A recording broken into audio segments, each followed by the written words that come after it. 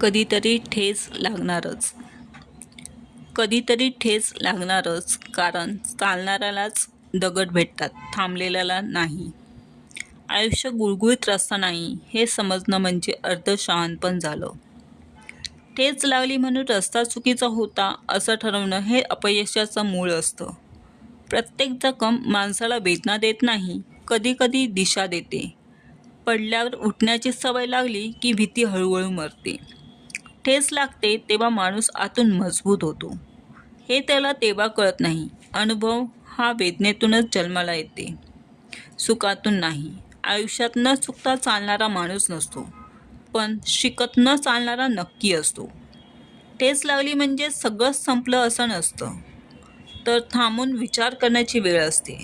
जे दुखतं तेच शिकवतं आणि जे शिकवतं तेच पुढे नेतं. आजची ठेच उद्याच्या पायाला बळ देते. म्हणूनच आयुष्यात कधीतरी ठेच लागणारच, पण चालणं थांबवायचं नसतं.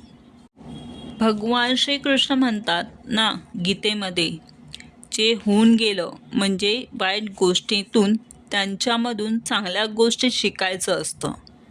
म्हणून तर भगवान श्रीकृष्ण म्हणतात, जे झालं ते चांगलं झालं.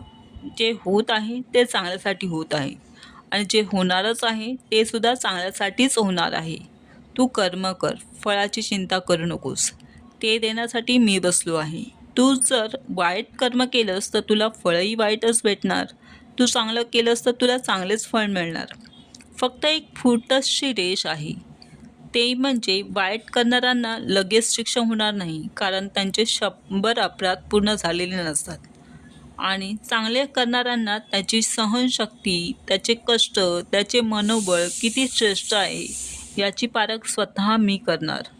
जर ते निष्ठावान सतत माझ्या नामात ध्यान मनात असतील, त्यांना कोणीही रोखू शकणार नाही. उदाहरणार्थ संत ज्ञानेश्वर महाराज, संत निवृत्ती महाराज, संत सोपान महाराज, संत मुक्ताई यांनी लहानपणी किती दुःख, किती यातना भोगले, पण सरतेशेवटी ते विठ्ठलाचे प्रिय भक्त झाले. तसेच आपले सर्वांचे आदरणीय देवासमान आपण त्यांची पूजा करतो, ते आपले महाराज छत्रपती शिवाजी महाराज, छत्रपती संभाजी महाराज, ज्यांच्यामुळे आपण आपल्या धर्माचा अभिमान, गर्व करू शकतो. ते नसते तर काय झालं असतं, हे विचार करून पहा एकदाच.